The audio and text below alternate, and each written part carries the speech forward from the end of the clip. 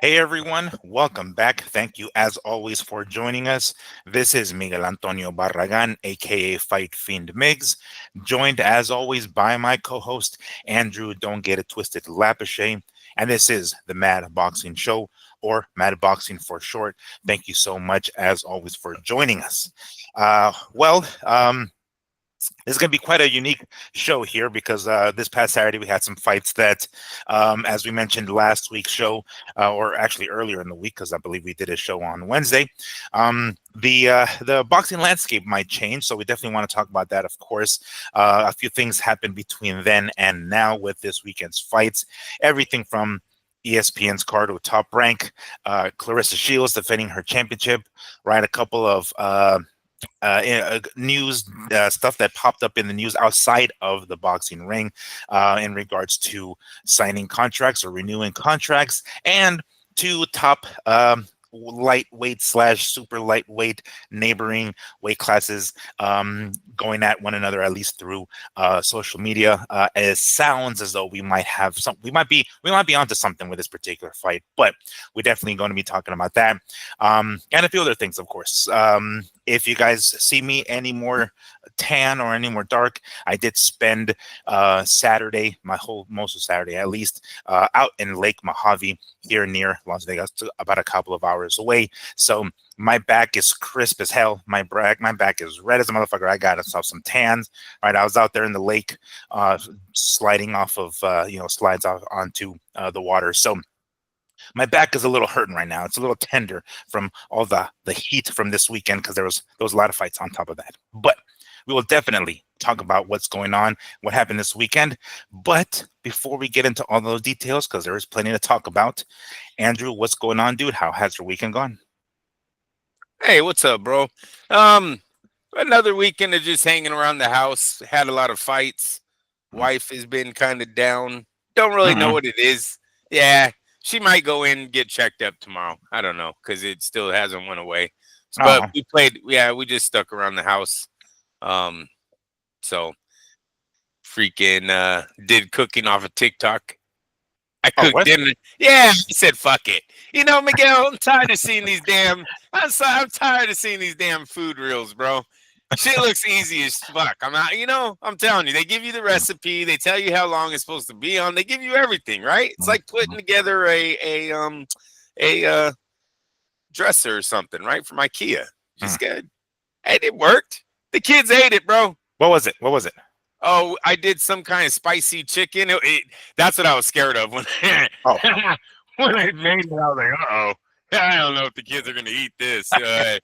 But no, some kind of chicken, and then oh, the noodles weren't shit. The noodles were easy as fuck. They were ramen noodles, bro. It was just ramen noodles, but then they had me make a sauce. I didn't mm. use the package. I didn't use the Oh, damn! From scratch, huh? You did. yeah, yeah. They gave you the Oh, recipe. Yeah, they Chef gave you the recipe. Boyardee over Hold here, on now. Chef Lapachet. Hey, it worked. It worked. I was just happy the kid ate it. Oh, fair enough. My kids are picky. You know what I mean? Mhm. They'll throw that shit to Are us. they picky with spicy food too?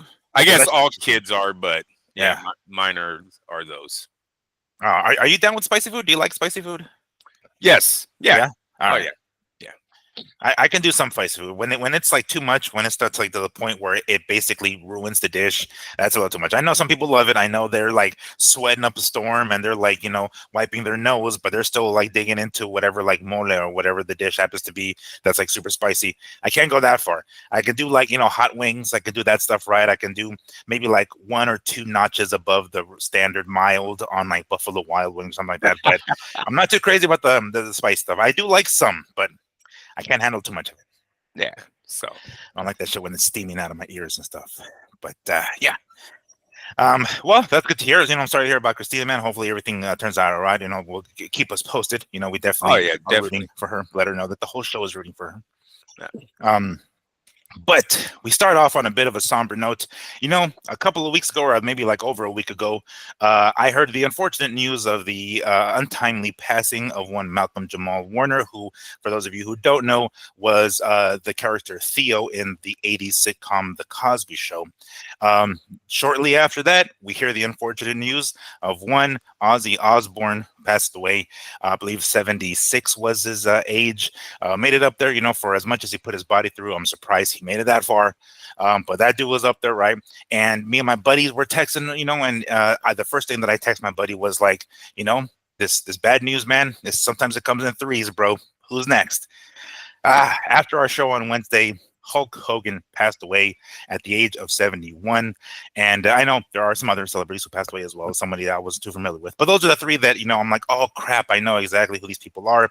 And for those of you who may or may not know, I was a humongous wrestling fan as a kid. And when I say as a kid, I mean well into my mid-20s. So I was a big Hulk Hogan fan, of course, right? I had the belts, I had the T-shirts. I dressed as him once as a kid for Halloween. So it's definitely sad. He outlived a lot of the other legends, right? The Andre the Giants and the Macho Mans and all those guys. He outlived them all. Ultimate Warrior, all those guys, and I guess it was just his turn. You can only be on this earth for so long. So, unfortunately, the unfortunate passing of Hulk Hogan. Andrew, do you have any memories of Hulk Hogan? I don't know if you were ever really a real like a wrestling fan as a kid. Boxing was your thing, but do you have any Hulk Hogan memories at all? Yes, of course. We did rent the pay-per-view of him and Andre the Giant. That's the story I told my kids this week. Was I remembering that fight? I actually showed them that one, and then me and Willie, we got the pay-per-view with him and The Rock. That was really Willie's thing. Willie's a big wrestling fan. He was growing up too. But I remember Willie was going through some big emotions that night, being a Hulk fan as a child, and then The Rock, took over. When we were in our early 20s, I think is when The Rock blew up in our age group. But yeah, no, totally a huge Hulk fan. Growing up, sad, it's there has been a lot of things lately, Miguel, that has remind me that I'm getting up there, right? I told you when I have safety meetings now at my company, like the oldest one in the room, right? Like third on the ladder, something like that. I'm like, fuck, hella younger guys, bro. 20s are coming in. You know what I'm saying? Like we're talking about fresh. Like, Then the other day I fucking told my company I go, I'm close to 50, right? And then it just hit me that I was 45 and I really was close to 50. That just wasn't a joke anymore. Then you look at the WW, well, it used to be F and now it's E. Yeah. There's a lot of guys from our childhood, man, that have checked out in that company. That was a big eye opener, to see how many guys have left. See, there was some wrestlers I didn't even know have passed on already and that are gone. To see Hulk, he did make it longer than a lot of them, but yeah, it's an era almost gone. It's an era almost gone. So we are getting there. Yeah, thank God that we're all getting older. We're able to see all these guys through life. But eye opener it was, and yeah, no, rest in peace to Hulk Hogan. Hulk Hogan he's not going anywhere. Right. So at least he made something that's going to live on this earth for a long time. So He definitely will. He definitely will. He's when I was a kid, like basically my older cousins would pass on. They gave me hand-me-downs of the action figures of that particular era. Some of them I didn't know. Obviously, I knew who Hulk Hogan was. But that to that extent was like that family. And then in the mid '90s, when Hulk turned into a bad guy, right, turned heel and joined the NWO, and was a whole cool thing with him and Dennis Rodman and everything. I would tell my relatives, I was like, "Oh yeah, he's a bad guy now, right?" And they're like, "What?" Like they would lost their shit. They weren't even wrestling fans, but they were surprised that he did this, right? So that's how much of a cultural, like pop culture symbol he was. He transcended the sport or the industry, the entertainment industry. It wasn't just wrestling fans who knew he was. He was the Manny Pacquiao or the Floyd Mayweather for professional wrestling. Of course, he was in Rocky III, I believe it was. So the guy was a big deal. Definitely will be missed. Rest in peace. One Kerry Balea is his real name, but we know him as Hulk Hogan. So rest in peace, Mr. Hulk Hogan, who left us earlier this week. All right. Well, that takes us to an ending of another sort. ESPN at top right. Oh, sorry. I just had to throw that in there. But we were treated to quite the card of young guys. You mentioned this last week, Andrew, and it is very correct. Top Rank is so good at Scouting, talent and basically developing them so well. It's happened over the years. We already mentioned the big names before. Most recently, Shakur Stevenson. We saw three great uh, pieces of talent, American talent. Well, I guess Puerto Rican with Xander Zayas in the main event, but Bruce Carrington in the co-main event, Emiliano Vargas, and then Xander Zayas. Right. So for those who remember last week's show, it was announced, or has been, we've known this for a while already. Last Saturday's event, Top Rank event, was their last one with ESPN.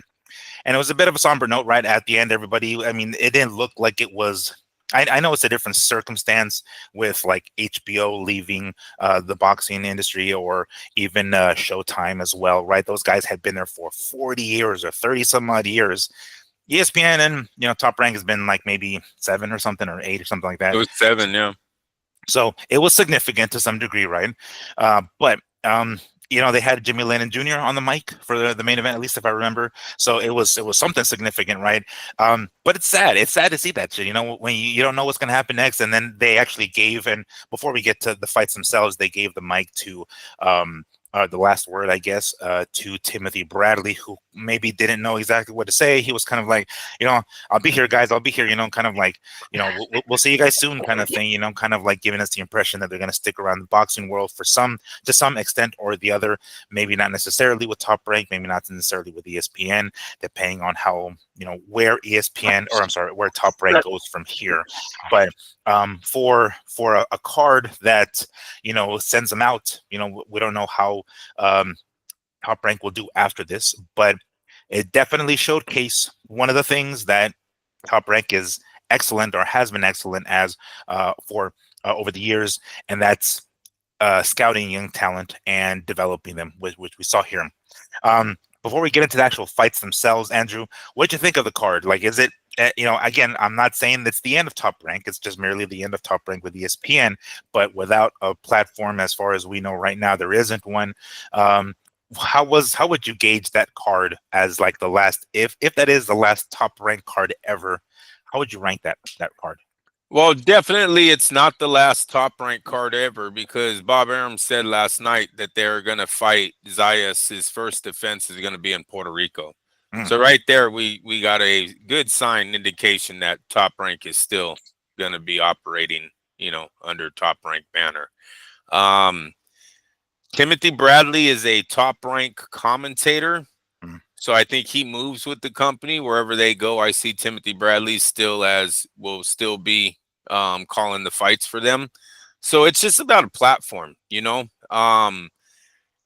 didn't feel that special to me, Miguel. No, it didn't. No, no. 7 didn't. years.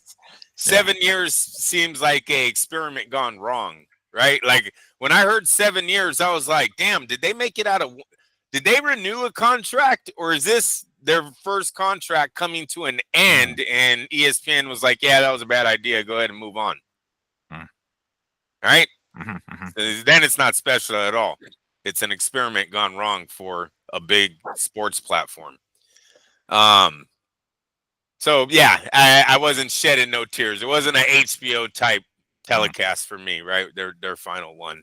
So just moving forward, like, I was a little surprised they didn't give us any hint of where they were going. At least I didn't catch it, and I was looking for it, but I didn't hear them. Even when they did talk about this being the final show, and they appreciated ESPN.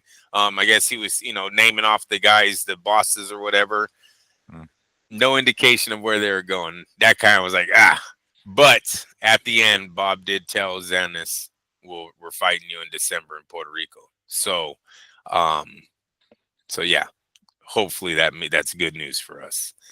How long do you think they can kind of stay afloat without a platform? Because I mean, let's say, when did he say December? He said it. Is that what he said? I believe so. Yeah. So that's July, August, September, October, November, December. Roughly 5 months away.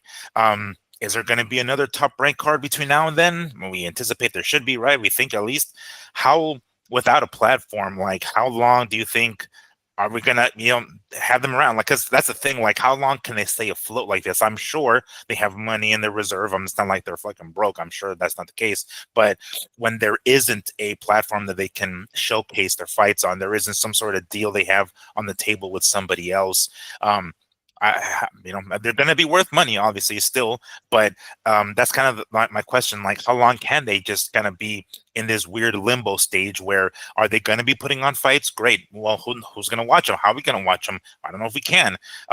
It obviously sounded like Bob Arum has his idea. Like, all right, we're gonna have them in Puerto Rico. We're gonna have it in December. Well, that's a lot of months away. Like how long can these get and they stick around without putting on fights or without having fights on TV? One thing good is we've seen some of their fighters, their bigger name fighters, working on other platforms. Rehad season to be Mm, exact, right? mhm. Inoue's moved over there. Tyson Fury, Usyk. Some of their guys, Shakur, even though I don't think he's with Top Rank anymore, is still there's that platform they can go. Right now, their big concern would be the smaller fights, right? The fights that they were putting on ESPN, those fighters. Where are they going to move these guys? The Richard Torreses of the world. You know what I mean? Does His Excellency really want Richard Torres off the bat? That's a highly unknown, right? Because I'm sure they have a lot of young talent on their roster that can fill those dates. So that's going to get a little. I think that's a tougher task for Top Rank going into the future, is getting these smaller guys good paydays and fight dates, especially with the mindset where Turkey looks like he's going with prospects as far as that TKO model. Now, I don't know how far he's taken that prospect model, if that's for all prospects across the board. Like, give you an example, Vargas's young son, right? Mhm. Um, it looks like Emiliano's past the Yeah. TKO, Hmm. right? It Hmm. looks like he's on A his grade. Yeah. exactly, like he'd be on his way to superstardom, not just, oh, let's see if he can win a belt, right? Or you already know what I'm saying. Um, the Vargases go, oh no, we'll sign with you, Turkey, and he'll fight on TKO because yeah, he's a nobody. That's gonna be, That's yeah, yeah. that's what's gonna be hard about where Top Rank's gonna send some. Bruce Carrington, another guy I fought yesterday, he looked like great talent. So it's these type of fighters that I believe Riyadh season is going to have trouble with convincing you're going to fight for only this amount of money and yada yada yada. So that's what I'm a little nervous on for Top Rank in the future. But let's hope that they already have some kind of contract with DAZN or something, sitting there waiting to be announced. Maybe they had to wait for um, this contract to end before they could talk about their new one. I know Bob Arum did say that they had multiple. I don't know if you had caught this interview, but Bob Arum did say he had multiple people they're talking to, and one that they're strongly um, interested in, or. But he said it's not good business to talk about a deal that's not struck yet. So. Mm. That being said, shouldn't there have been a deal struck by now? Like enough to where we would be able to hear about it. I mean, it could be that they're just trying to keep it under wraps. It's possible, right? But if it's something that they already have on the table, like there's just basically waiting for them to sign, it's as good as done. No, I mean, they would at least give us the heads up, be like, hey, just so you know. We're not gonna be on ESPN, but we're gonna be on Hulu or whatever the fuck. Like, aren't we at the point where they should have already have something in place to where they can announce it? They have extremely good talent, so let's hope that it's a the consumers are driving this thing that's making this wait a little longer. Maybe they're bidding. They keep coming back and Mm, forth like, no, we want you, come back to us, we'll talk. What are they giving you? We'll work with that, right? This might mm, be a good thing that Top Rank doesn't have a home yet. He said multiple people were interested. Let's hope that the money is going up by the hour or by the day. So it could be a good thing as long as there's people interested. Now, if your house is just sitting on the market and nobody's putting bids in, obviously it's not a good thing that you haven't mm. sold yet, right? But if you're real estate agent keeps calling back and going, no, they put another 100,000 on it. Well, go ahead and let them talk. Yeah, let's let that simmer for a little bit because I'm sure it'll get hotter. Well, all right. That being said, as we mentioned, Top Rank is really great at having talent. The card opener, or at least the ESPN Plus card opener, Emiliano Vargas. Damn, not bad. Nice work, huh? Got the job done pretty quick, right? I think it was like first, second round, whatever it was. It was pretty fast. He was able to get the job done. So, and no shade on the other Vargas brothers, but I think it's Emiliano who's going to be the star, and then that's not to say that the other ones aren't good, because I've seen the work ethic, I've seen them put the work in the gym, so it isn't like they're not good. But I think the one that has, they can't all be special, right? They can't all be special. One of them has to, if they're all special, they know what's special, and I think Emiliano is the special one. He's got the quick twitch muscles. It seems like he's the one that's going to be the star. Top Rank obviously knew that, or at least that's what they saw in him, the potential, and that's the reason they had him signed. So great victory for him, right? I mean, I love. I know we're gonna get to the point where like he's gonna have to go the distance a few times, and I'm sure he has already. As I cannot have his record like on the top of my head right now, but they're gonna have to start upping the competition for him, right? And 140 is a pretty decent weight class. It's right now there's people there. There's people there for him to fight. How would you assess his performance? I know it was not a lot of material because the fight ended pretty quickly, but is this guy, is he the one? Is he the special one of the Vargas dynasty? Well, you hit it right on the head, Miguel, when you said that, if they would have hired a little too much is not a good thing, right? If they would have hired all three of the brothers, and it looks like he's the best.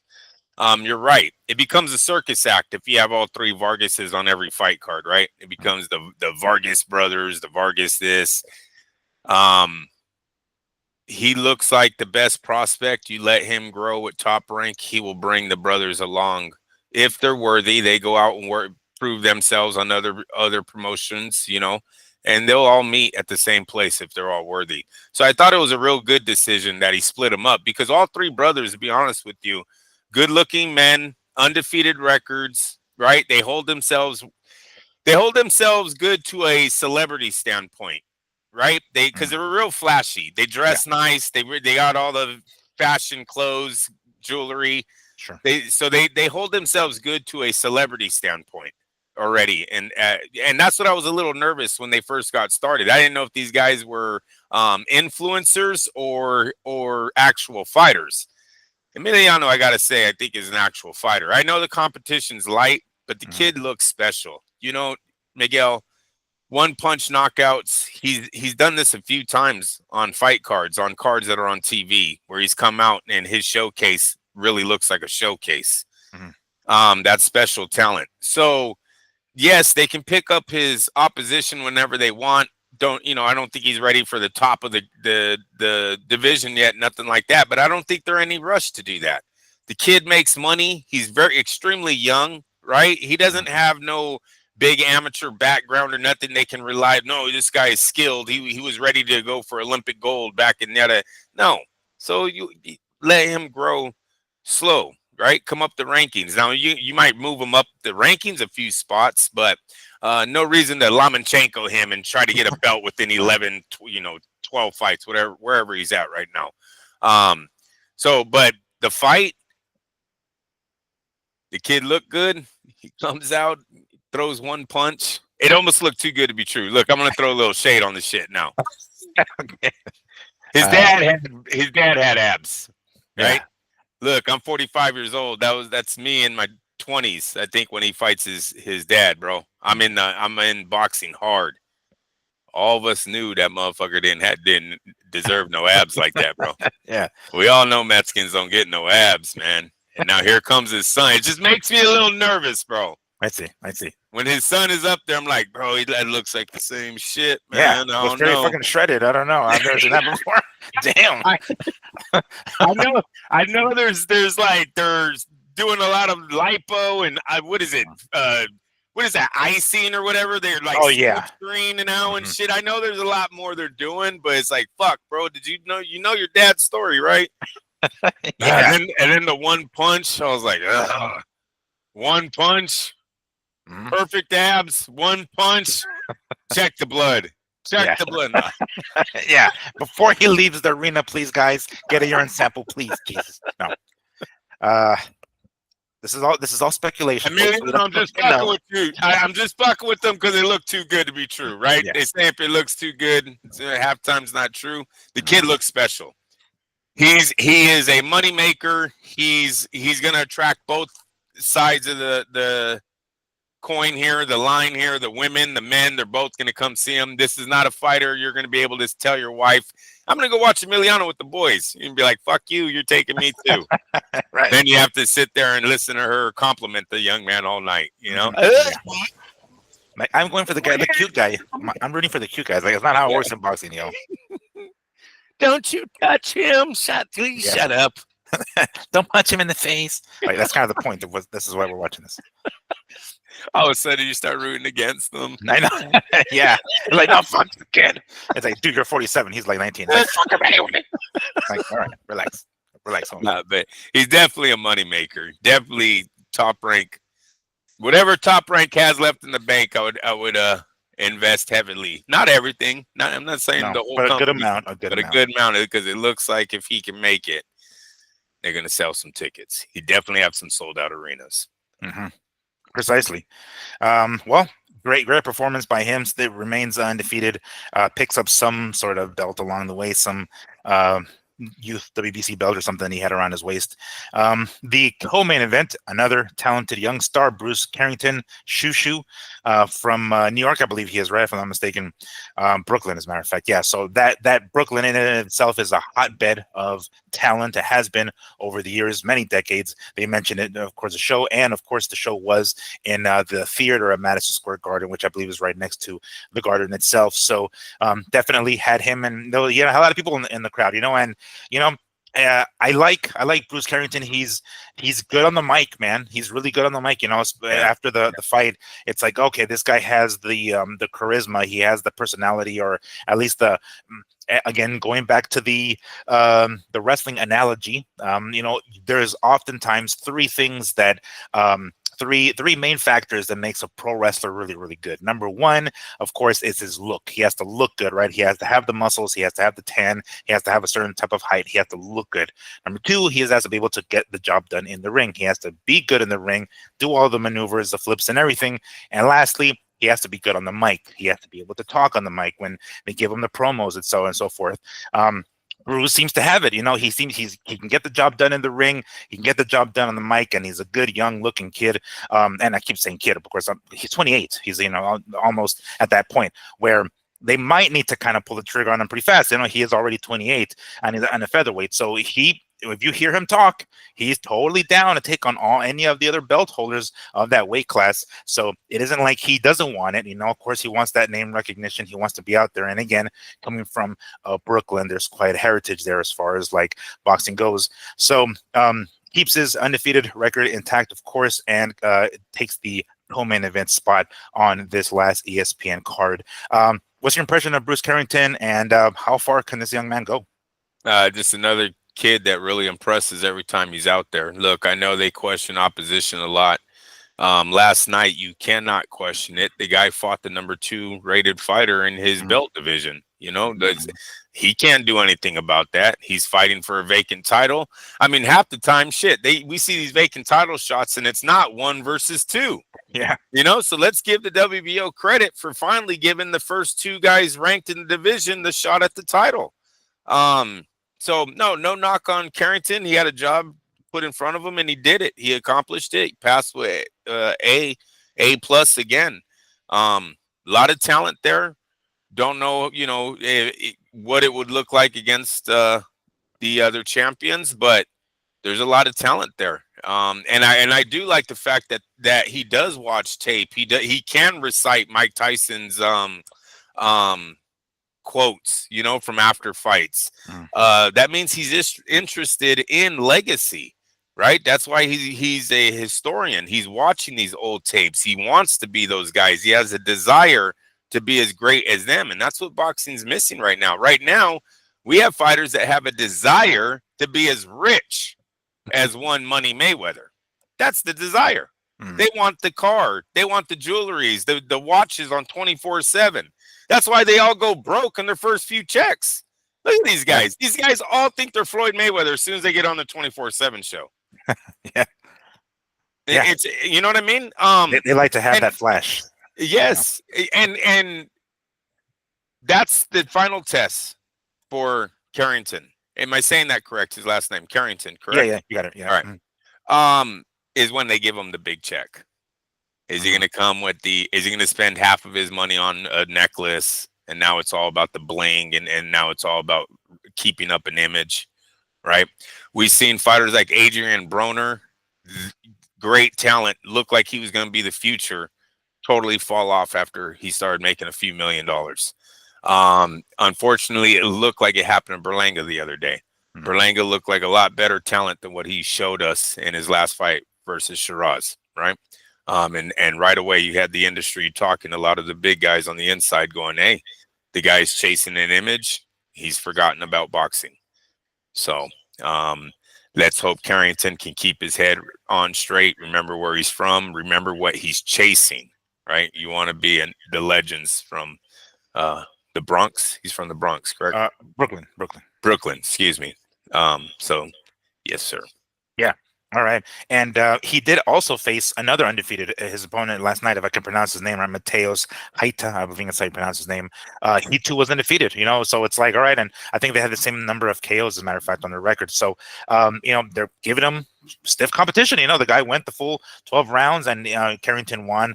And from Africa, we got to say, Oh, yeah. right? African fighters, they've never been easy pushovers, man. Mhm. So yeah, that's a notch in his belt right there. Yeah. Ringside for this fight was another champion, Rafael Espinoza, El Divino, as they call him, long guy, 126-pounder.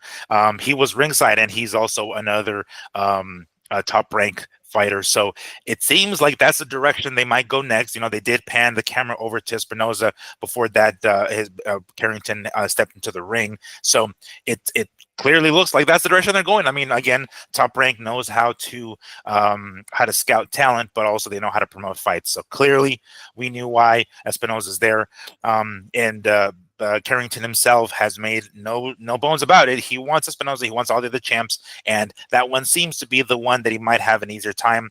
Angelo Leo is one of the other ones. Nick Ball and Stephen Fulton are some of the other champs, which sound great, right? Any one of those will do fine. But I think it looks like they're leaning towards have Rafael Espinoza. So I'd be down for that one. It's unification. I think at that point it would be. But anyway, that I guess is down the line. I don't know how. Every time I say that, I'm thinking, the next couple of cards, but we don't know the current position of Top Rank in general. So I don't want to say, jinx them and be like, all right, this fight's definitely going to happen. Obviously, that's the direction they wanted to go with. But that leads us to our main event of Saturday night. Xander Zayas fighting, let me guess, Jorge Garcia Perez for the vacant WBO Super Welterweight Championship. Now, for those of you who may remember, the WBO belt is the belt that Fundora relinquished in order to have his rematch with Tim Tszyu. So had he not done that, chances are we would have gotten Fundora, or at least the WBO would have ordered. Whether or not the fight would have happened, I don't know. Quite frankly, Fundora is with PBC and PBC guys, so I don't know if they would have gone that direction or not. But he went ahead and decided to drop it in lieu of fighting Tim Tszyu, and thus we have the vacant belt up for grabs on Saturday night. So, after seeing Fundora finish Tim Tszyu, and we talked about it during the show, I said, you know what? Zayas doesn't beat Fundora, at least not this version of Fundora, right? I think that cemented even more after Saturday. Now, no knock on Zayas. He did what he needed to do. But did he look different, or was it just me? It seemed as though there was a lot of clinching, right? he got hit more than I think he probably should have gotten hit. Yeah, I know that the guy standing in front of him, Jorge Garcia, is no joke. The guy is rough. He's got, I think, 4 or 5 losses on his record, but the guy comes forward and he swings. He was just, a little bit slow on the mark. It looked like his punches were very telegraphed, that very slow. And Zayas did what he did. Maybe I'm being a little too harsh, but I thought maybe, my previous impression of Zayas was this kid is special. Man, this guy can give anybody, any other belt holders, a run for their money. I'm not so sure, especially now after seeing Fundora and then Zayas' performance. Again, maybe I'm being too harsh on the criticism, but I thought he probably would have or should have finished Garcia. There was a point, I want to say, in the 7th round where it looked like he momentarily stunned him. He like knocked him off balance, and he was a little. And I was like, oh, okay, going for the kill, fuck yeah. And it just didn't look like he went for it. I don't know if he was just playing it safe.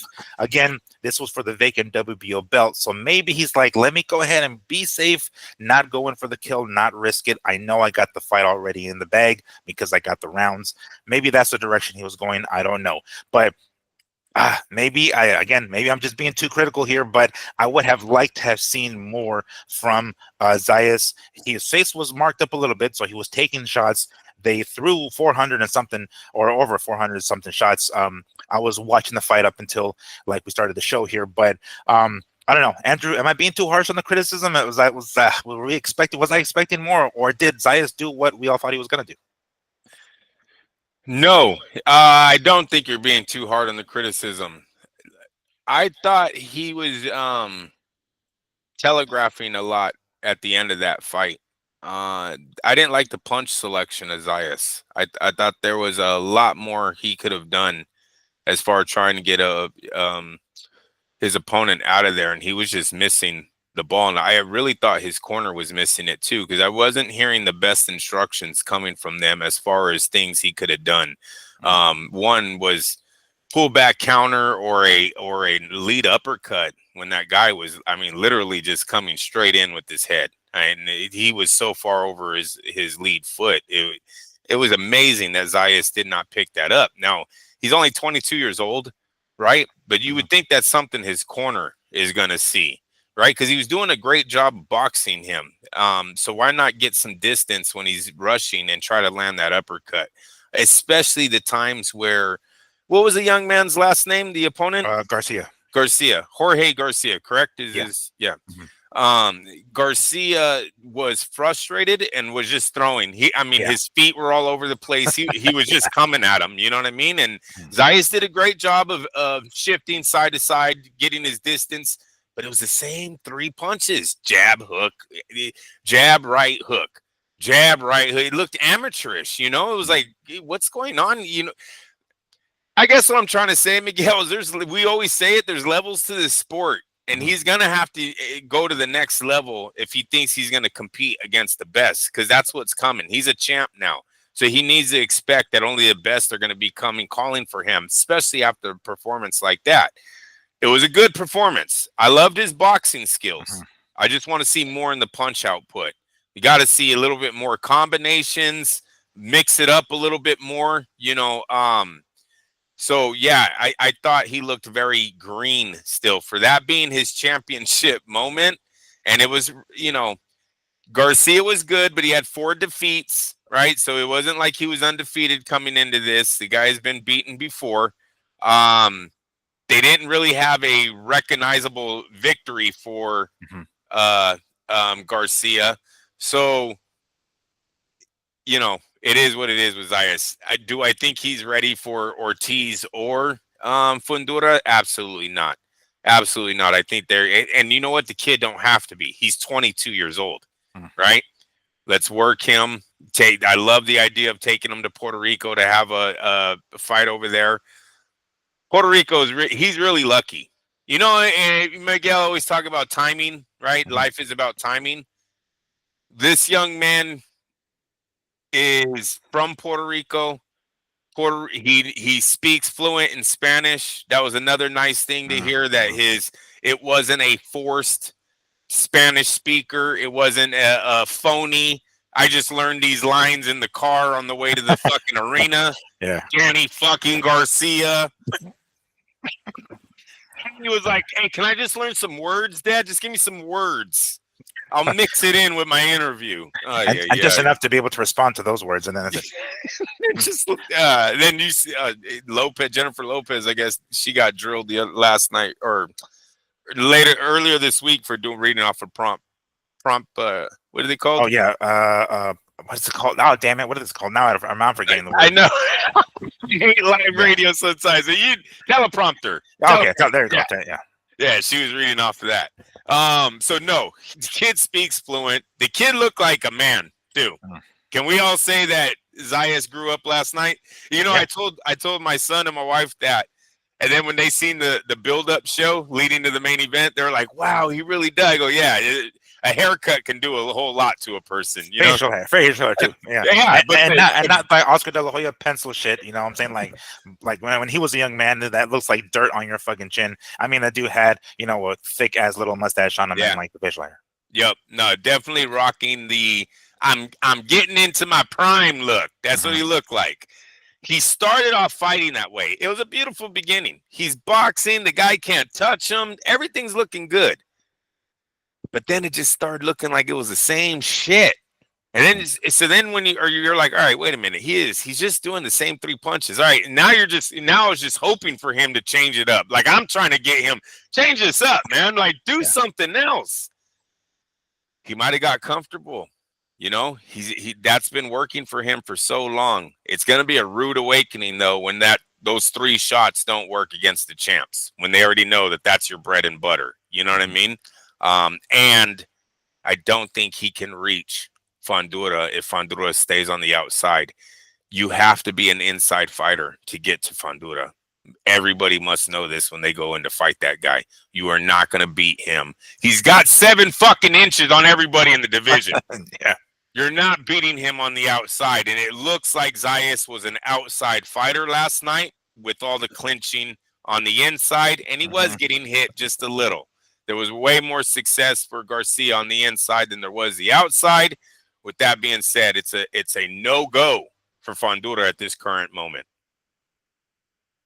Yeah, if I was, any sort of advisor for Zayas, I'd say keep him away from those guys for a little bit longer, at least. I was kind of, and I know this might be a bit of a unfair comparison, but we know the comparison. It's always there.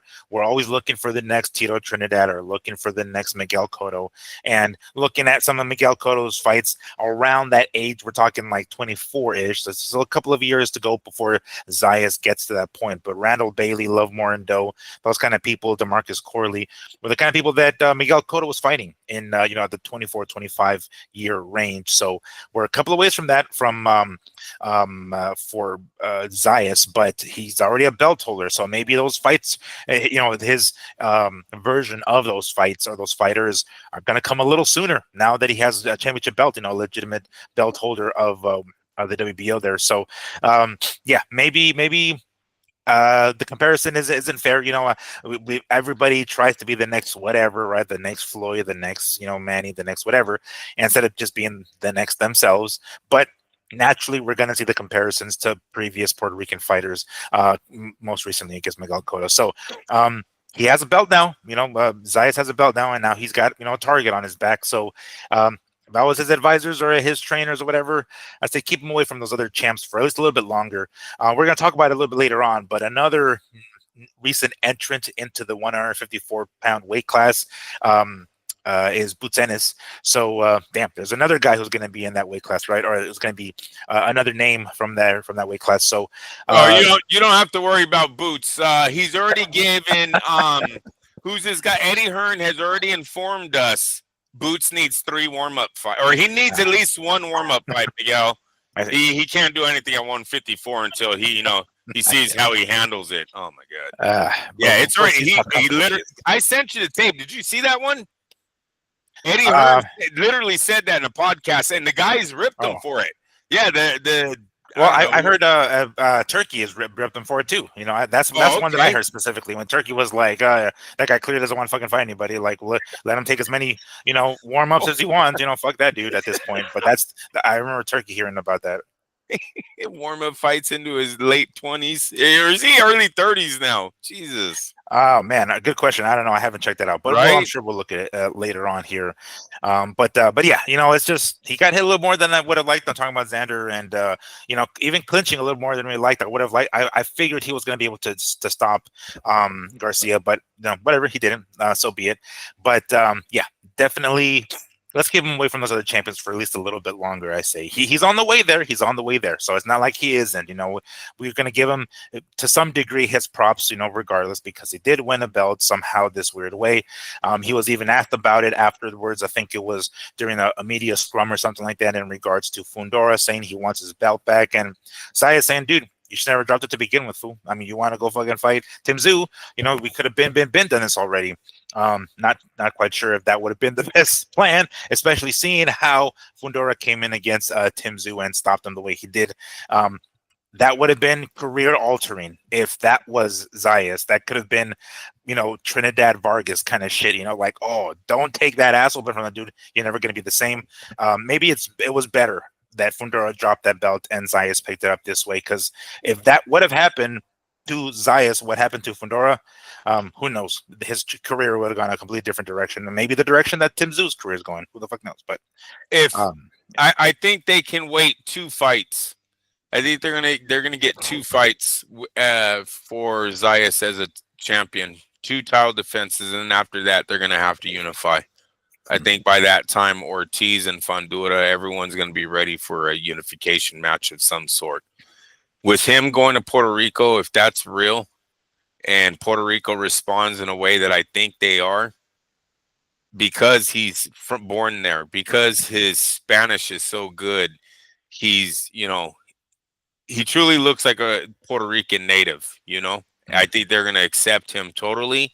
And you're going to see thousands of people show up to that. These guys haven't had a real champion in a while, man. Yeah, it's been a hot minute. It's been a minute. If Bob Arum can get somebody in Puerto Rico with the name, a Charlo, go over to the PBC and see if any of their guys are willing to go throw down with him. It's I think he'd be ready for superstardom, because I think they would bring him back to New York as a main event. If the Puerto Rican fight goes good, Puerto Rico fight goes good, they bring him back to New York. They showcase him one more time as a main event, and then after that, he has to unify with someone. So I think the Top Rank is going to have 2 more fights before Adonis is in a pay-per-view as the main event. So as of right now, besides him, I can never pronounce the last name, but Bakram, who defeated Tim Tszyu, he is one of the other champions. He's a 154-pound IBF champ. And then we have Sebastian Fundora, of course, as one of the other champs, Virgil Ortiz being one of the other ones. So those are the champs right now in the weight class. It's a murderer's row at that point, because, we've talked about it before. Sometimes weight classes, sometimes they're empty as hell. Sometimes they're fucking stacked. Right now, 154 pounds is a Shark Tank. So let's give it. I would even look at, like, Conor Benn is a great opponent for him. It gives him exposure over there in the UK, and it also gives him a name that would bring a lot of people out in either Puerto Rico or New York. He's got options, man, and he's going to be a ticket seller, so it will be his option. But you can look up and down the list. Even a Keith Thurman, if Keith Thurman was to somehow pull it out, he'll go to Puerto Rico. Thurman will go to Puerto Rico and fight him. So there's a few avenues for Zayas. There is no reason to rush him right now with the unification match. Just there isn't. He's only 22. All right. Well, yeah, that was the ESPN card, and that was it. That's as of right now, and then I have this, Miguel. Yes. Madrimov, stay the fuck away from that dude. Oh. No, just nobody fight him, bro. Israel, yeah. That's gonna be the guy Turkey has to overpay. Turkey gonna be like, nah, Turkey, you gotta give us like 20 million, bro. We ain't doing it. Right. Yeah. Stay away from that guy. Yeah. Yeah. It'd be a good idea, because again, it could be career altering, Xander. So let's stay away from that guy for a little bit. So yeah, that wraps up that particular card. Again, it wasn't that special of a card, right? But man, it always it kind of pulls at my heartstring when I hear some of these when I watch some of these cards that end the last Showtime card and the last HBO, which I had the pleasure of attending. Actually, I was able to get credentials to the last HBO card, and that was pretty dope. I still got that. Oh, good. I got the name wrong. It's the Bakram dude. You know, yeah, I Oh, get gotcha. a Well, even still, I mean, Madrimov still the dude who fucking yeah, gave. but he already lost again. Fuck Oh, that okay, guy. okay, fine. It's the guy that's undefeated, bro. That Oh, knocked out Zoo. Remember yeah, that? yeah, yeah. That dude. We don't want to face him because you're Gotcha. not going to get a lot of money. You're not selling a lot of tickets. My bad. Sorry. All right, no problem. Thank you for the clarification, though. Thank you for Yeah, doing no, that. I know Straight up. someone's. Yeah, you know the guys are yelling at the And fucking then, radio. the guy that we suspect was Madrimov's fucking straight up like, yeah, see, finally, he gets it. About that time. I knew he was going to come around. I just ruined his night. He did. He's like, oh, gosh. You know that? I don't know the name Hey. of that content creator, but the one that watches like the videos and then something crazy happens and he gets all pissed off and he knocks off his fucking thing. That's what I can imagine this guy doing. Like, yeah, finally. I knew he'd come around. Like, what the fuck? My name was scratched and then it was rewritten back in. Yeah. Fuck, I almost got off the list. He's gonna change the world. Oh, I knew you were a fan. I knew it. You know who writes that, bro? Oh, not just the division, but the whole boxing world. He's gonna set the boxing world on fire, guys. That man, was cute. That was cute. that was. It'd been better if he was like a little kid, like just a kid, just fucking going to war. And then we just pulled the rug from it right underneath. I know your pain, bro. I used to write the Ring magazine. You guys don't know shit. Julio Cesar Chavez is the greatest. They're like, this fucking kid again. This guy is like, editor, we got another one of these Tracy California cards. Third one. Hand it to the shredder. Fuck. We got another one. They were receiving your letters like it was fucking like Zodiac fucking threats. I don't like the article you guys put in. Like anyone gave a fuck. Why don't you guys post my opinions on your magazine? Well, but nonetheless, yeah. So, we anticipate there still being a top rank. Again, we talked about it last week. The boxing landscape is going to change now with. Depending on where they land. Now, don't get me wrong, I would love to see them on DAZN. I don't know if I want to hear the DAZN announcers there, but regardless, I want to hear if I'm already paying for the subscription to DAZN, it would be pretty tight if Top Rank ends up there. Whether or not they do or don't, I guess remains to be seen. But definitely sad. Every time you see that, kind of like, and I know again these are all extreme examples, but the very last Jerry Springer show when he was tearing up, and you're like, I don't want to cry. I got a little bit of that. I can almost hear it. I saw Mark Kriegel kind of cover his mouth for a second. I'm like, oh, it's gonna start bursting out tears. He didn't. They're all shaking hands. And you can hear him as soon as like the camera was off him. You can hear the bringing it in and everything. So. It's kind of sad, but hopefully it, as they say, the ending of one thing is the beginning of another. So we anticipate them showing up somewhere else. We assume at least, right? At least if you hear Bob Arum talk, then you would think they're going to pop up somewhere else, right? No, most definitely. Like I said, Miguel, the fact that he already told Zayas they are planning on December kind of shows us they're not going anywhere, right? Right. He did look old. I will say, last night was the first time that Bob looks like the job is too much for him. I got to be real. Just didn't like his response time. Dude, last time was the first? I mean, last night was the first time? You had never seen that before or anything? No, he was always on point. He's a little fiery. He might cuss you out. Might not give a damn what he's saying anymore, but he was still on point. Everything he said. Last night, I believe he talked about a fighter. He's like, what was that guy's name? Yeah, his opponent, that guy. And I was like, oh shit, Bob don't know the name. Like, that it was just never like Bob to be like that. I don't know if he was throwing a dig at another promoter, another fighter, but to me, that was the first time I seen Bob Arum actually talking, and then maybe he just went blank and forgot the young man's name at that moment on the mic. That's got to be a first for me on seeing that. So, and then just his answers, bro, he's 90 something. It's like, fuck you guys. 93. 93. Yeah, exactly. And December is his birthday, so he makes it to December of this year. 94 years old, still calling the shots at Top Rank. It's way too long. Yeah, it's way too long, dude. Dude, Miguel, there's not too many 93-year-olds that are calling shots anywhere, bro.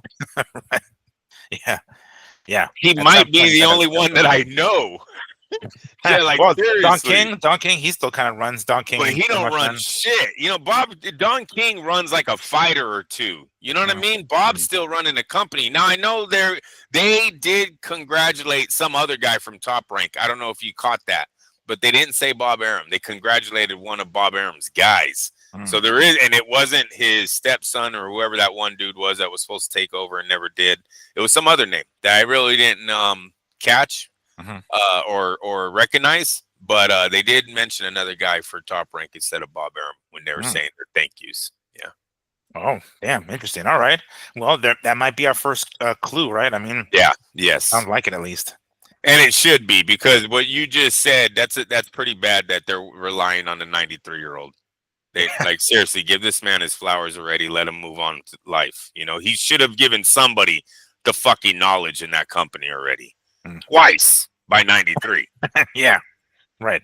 Like by the time, I don't know, and we're talking like maybe a whole 20 years ago or something like that, like at the early parts, because I mean he's 93, 20 years ago means he's 73. For fuck's sake, man. I think maybe but that's when he should have been giving up the reins to somebody else. Yep. Yep. Um, all right. Well, there's RIP the relationship between Top Rank and ESPN. But talking about the Zone has some boxing this weekend. They had the GOAT, the greatest woman of all time, Clarissa Shields. Somebody in our comments asked if Miguel me can do the Clarissa Shields voice. I don't know if they're referring to the one that Lee used to do, but hey, we're gonna bring that back because Clarissa, she made it to the show. Welcome to the show, Clarissa. She's back. She successfully defended her undisputed heavyweight championship on Saturday against, if I can pronounce it, I think it's Laney Daniels. In the Little Caesars Arena in Detroit, so or Michigan. I'm not sure if it was Detroit specifically, but we saw some fights. It was, I believe, was it a unanimous decision if I'm not mistaken? Yeah, unanimous Yes. decision. So they went the full distance. Now, I did not watch this card. I don't watch the main event, but um, I did this fight, and if you saw any bits and pieces of it, Andrew, did they do the 2-minute rounds and the 10-round championships? Is that because like I know that's how they do it usually for women championships, but like we've seen it every so often. I think it was it Michaela Mayer? It might have been Amanda Serrano that decided to do the full 3 minutes and like 12-minute round or 12-round fights. Did they do? Because I'm looking at the scorecard. That looks like the 10-round, right? It was like one of the scorecards was 100 to 90, so obviously that's a 10-round fight. But did they do the 2-minute rounds? Yes, I believe Oh, so. But I don't think Clarissa was ever against not doing that. I think that was only Katie Taylor and Serrano that wanted to make that the first women's fight championship fight to ever do 12 rounds, 3 minutes. But that being said, whoever told Clarissa that was the wardrobe she should have worn into the ring should be fired. uh, That was real weird. Yeah, she almost had a malfunction. She almost had a Janet Jackson moment. I oh don't know no. how. Oh yeah, no, there was a lot of that going on. I was like, bro, who told her that was the outfit to wear? No power. She got hit with the no power bug. She's landing everything. There's just nothing happening to her opponent. Mm. That's gonna affect her when she goes up against if she would ever face the other legends of her sport. Granted, I don't know if There are how any. many no, I don't know how many argue about Ann Wolfs and the Christy Martins of the world, but Mhm. she has no power to keep those ladies off of her. You know what I mean? So you're calling yourself the GOAT, but have you ever seen the highlights of Christy Martin's right hand or Ann Wolf's punches? Because Ann Wolf, I think, brought it with both hands. So, anyways, and then Layla Ali, Mm. who was kind of limited in power herself. Um, They should do that fight. I don't know if women's boxing, how far it's going to go in the heavyweight division. There's just not a lot there. All these girls don't look like heavyweights. Her opponents look like they're all girls off of the streets that are, just getting a shot at the title. Um, There's no rival there, right? I think that's why they're looking for Layla Ali to come back. So that's all I got for Clarissa. She fought. It was a good thing. I'm glad she won. You know what I mean? I wish she sat down on her punches more. She definitely eats enough. She's a heavyweight, so she got to build a little more punching power somehow. I can't really say muscle mass, but you got to get punching power somehow. You need some better technique. You need to do something. Strength and conditioning coach, something. So, interested in the Ali fight. Seems like it's getting closer to happening. The money might be there for Layla. It could possibly be there. So we'll see. And I only say that because of the streaming money. Yeah. Yeah. I think Layla Ali on Netflix might attract a few eyeballs for free on a Saturday night. Yeah. Very true. Oh, congrats to them selling out the arena. Did you hear that one? I don't know. Oh, no. Yeah, I don't know how many tickets are sold, but at least her fan, whatever tickets were there, they were gobbled up, and they said 71% of the purchases were from women. So the women really showed up for Clarissa. How do they know that? Maybe ticket off the sales, the names on the tickets. You know, they do that now. I guess you so. kind of have to attach a name now to it. Yeah, that's true. Yeah. Huh. That's interesting. Wow, that didn't even occur to me. To get in Disneyland, they want like a fingerprint, your picture, your fucking yeah. It's so weird. Yeah, they're like give us your firstborn son. Like, look, close one eye, look into this. We need a picture of your retina. Like, what the fuck are you guys doing? We're riding some rides, man. It's like, sir, we just need to make sure we're going to reduce the amount of kidnappings that happen in this fucking place. Okay, so please just look into the camera. We had this one mom who was trying to sneak her kids in. Fuck that bitch. Let me see her child. Yeah. Open your bag. Let me make sure you don't have any fucking children in there. Like, ma'am, please. I'm not trying to embarrass everybody else here. I did see.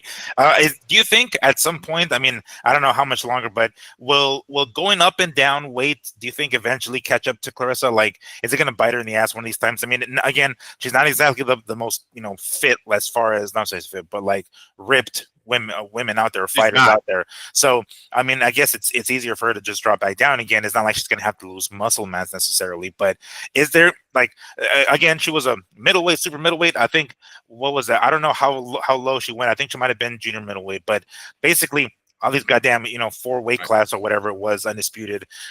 Which I think who did she clapped back at somebody. Someone said like congratulations to these 3-time undisputed champions, and referring to her and Usyk, because Usyk is a 2-time heavyweight undisputed champ, and she was like, correction, it was 4 for me, but still, congratulations to Usyk.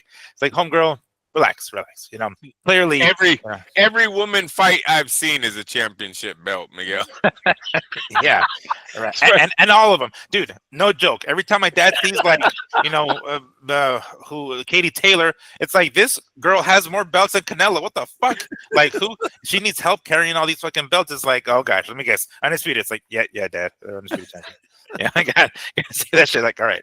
But anyway, yeah, she clapped back at somebody. I forgot, some writer who was like, obviously she was a four division undisputed, 4-time, whatever the case may be, and she had to clap back at them. It's like, look, congratulations to Usyk, but I'm a 4-time. No, I think really her goal should be stay at heavyweight. Try to fill into that division a little better. I didn't really like how she looked on the scale during the fight. She looked heavy. Mm-hmm. So maybe fill into that division. And no, I think she stays at heavyweight unless there's a big money draw lower. It's a very risky thing is to move down from heavyweight back into the lower divisions, right? We've seen that go south for guys, and I think Clarissa would be in the same boat if she tried to lose weight after being a heavyweight fighter. So just stay at the heavyweights, defend those titles. She doesn't have too much longer. She doesn't have that much more to achieve in the sport. Yeah. Exactly. So right now she already considers herself the GOAT. It's a payout. You're looking for the Ali fight. You're looking for that $15 million payday or whatever, however they're going to work that fight out on the money. That's what she's looking for. And then after that, it's kind of, you're just playing with house money after that. I mean, if they're going to keep giving her these type of opponents that don't look like they can crack a shell or crack an egg, excuse me, or put up any kind of real defense, uh,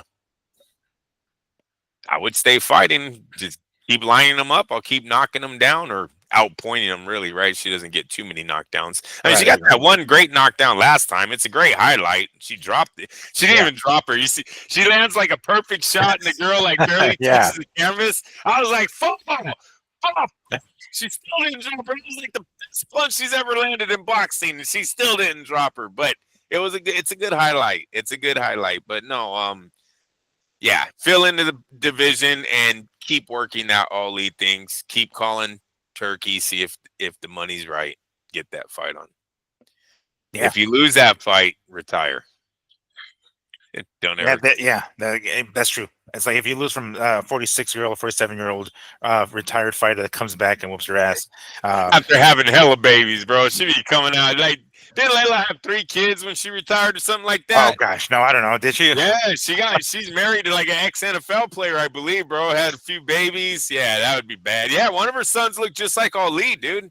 Oh no He, shit. Oh he looks like the father too. Don't get it twisted, but you yeah. see Ali big time in her Mm. boy. Yeah, it definitely not like the other Ali grandson. Right. The other Hey, different complexion, Olive grandson. We could just leave it at that. hey, you seen his brother lost in his MMA fight? I think he did. Oh, did he? Yeah, I've watched a few of them. He fights for the PFL. yeah. I've been to a couple of his fights as a member of media. There's a lot of attention around that dude. But Bellagio, I think is his name, first name. I'm not Yeah, I too sure. believe he lost. I Um, think he uh, lost. yeah, he's okay. He's okay. He wasn't great. Again, the competition they put him up against was to make him look better. If he did lose, it was the competition was a little bit higher. I mean, again, not to say that his either of his grandchildren, really want to be in the fight game necessarily. I think obviously they want to take advantage of the last name. But yeah, they were clearly given their positions because of their last name. Yeah. That's pretty obvious.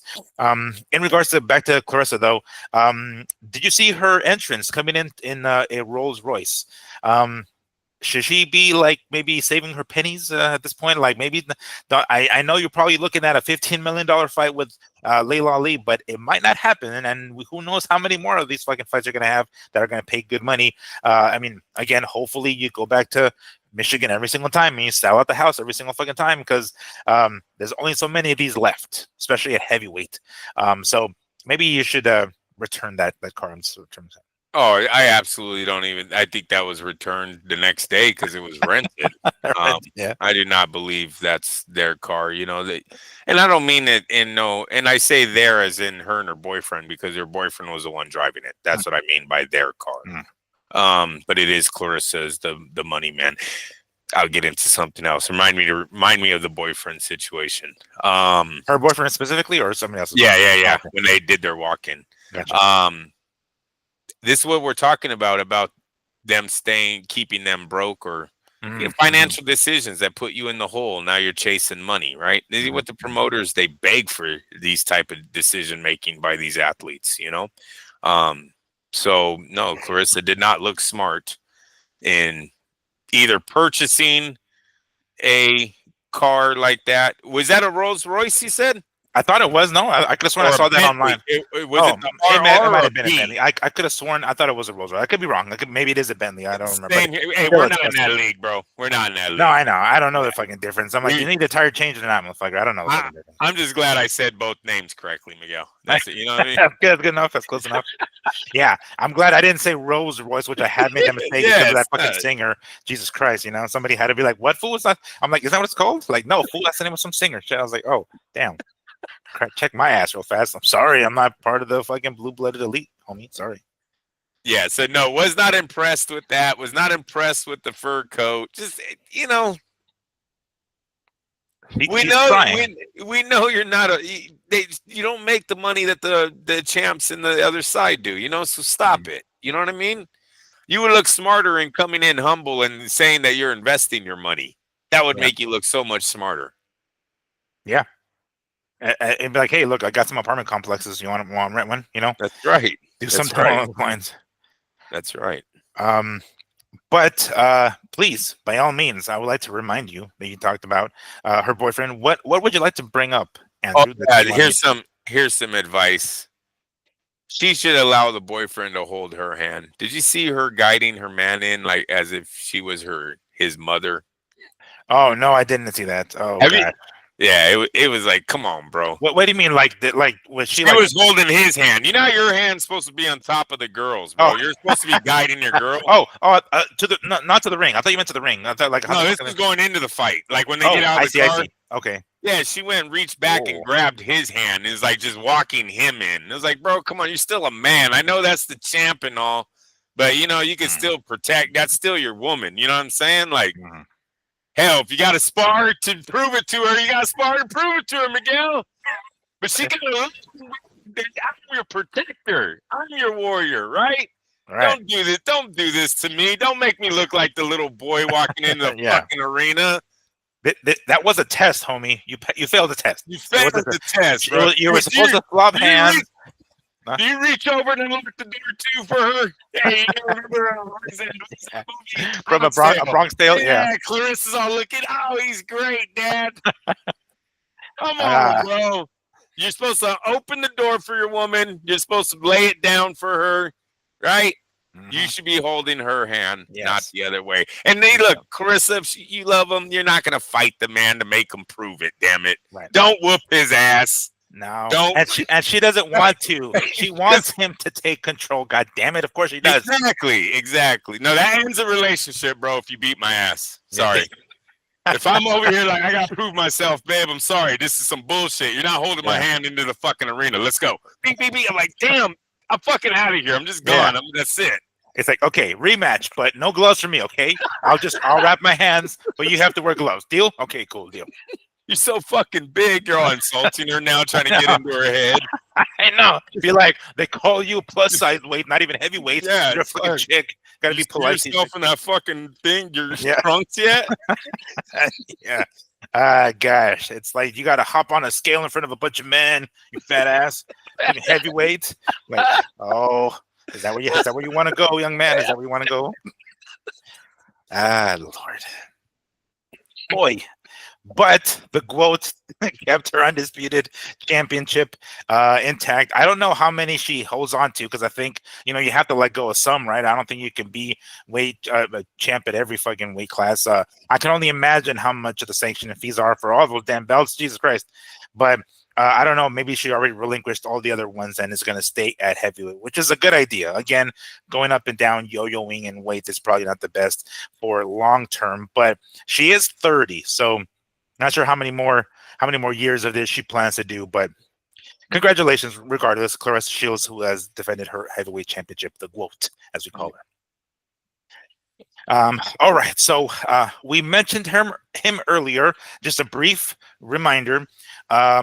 One Duran Boots Ennis has not re-signed. I always want to say that word, re-sign. No, not re-sign.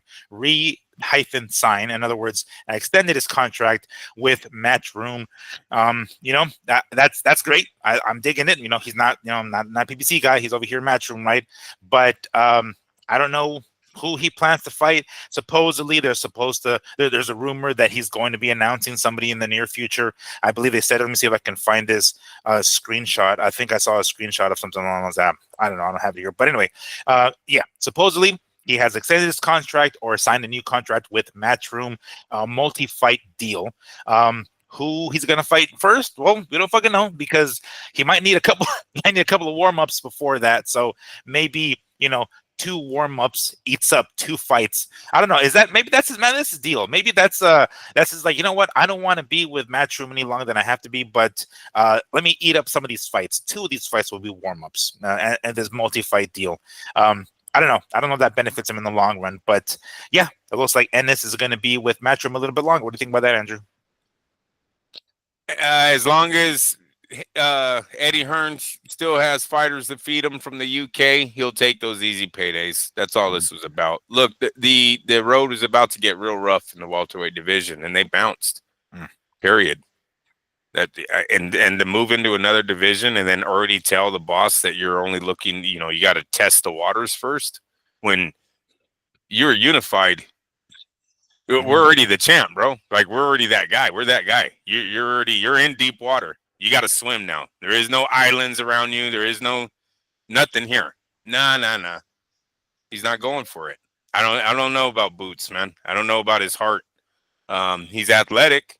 He likes fighting. I give him that. But as far as his heart into like proving himself against the very best, he's lacking in that right now because his big moment should have already been here. Mm-hmm. So let him go to 154. It's a scary division. It's his water's got no nicer up there, right? Virgil Ortiz looks like he's ready. Fondura looks like he's ready, and then the young man Bakram. Yeah, I can't pronounce the last name. We're just gonna call him Bakram for right now. That's what I do. Exactly. Yeah. These guys all look like they're ready, right? And so the only thing Boots can do is pray that PBC has someone he can Boots Ennis. Excuse me, Luban. Eric Lubin, is he still in that division? Erickson Lubin. Yeah. That, to my knowledge, he still is. Yeah. Charlos, the Zoos, all these weak ass. He's not with BBC. He's with Matchroom. Keep in mind. I don't know if he's gonna want to fight any of those guys are willing to. Because of the situation with Rehad, that's all Eddie Hearn has right now to lean on. Mm-hmm.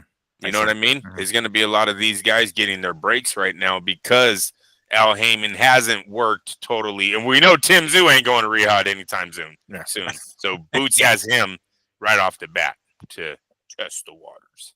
Unified chair. Yeah, there you go. Again, these are kind of the weird ones, right? I remember. Again, this is just probably an extreme example, but somebody like Felix Trinidad back in the day, right after the victory over Oscar De La Hoya, he leaves the welterweight division and goes straight into a champ. David Reed at that time goes in there and says, whooping ass, none of this fucking tune-up shit, right? Just as soon as he goes into the weight class, yeah, give me one of your champions. Right now, give me one of your champions. Whether or not that happens with Ennis, it seems like that's not going to be the case, but at least we're going to have Boots Ennis on DAZN for a little bit longer. I don't know however many fights he has on this renewed multi-fight deal. But anyway, that was that news. Okay, a little bit of contradiction, a little bit of confusion. There has been some news recently that we might get Ryan Garcia versus Roly Romero's rematch as early as December. Now, if you guys remember last week, and I think the week before, well, it was last week, it was rumored, hell, they even said it on the post-fight interviews or the press conference, but Manny Pacquiao was interested in fighting Roly Romero. What? Okay, cool. Well, that sounds like a logical explanation. Right? That's not like a lot. He's a belt holder. Okay, fuck it. If we're not going to have the rematch with Barrios, because chances are he's not going to want to fight Barrios again, boom. He's got himself Roly Romero there. Well, recently it was announced, or at least rumored, that it could be Ryan Garcia and Roly Romero in the rematch, and it looks like negotiations have already started. So I don't know what the hell happened there. It's kind of crazy. I think Roly Romero kind of is now, at least for the time being, like, the pretty girl at the dance. Now everybody's trying to fucking ask him for a dance. I would think the bigger money fight will be Manny Pacquiao. I could be wrong, but the fact that there's even negotiations already ongoing with Ryan Garcia leads me to believe that's not the case. Andrew, am I wrong here? Which fight is the bigger fight? Is it Ryan or is it Manny?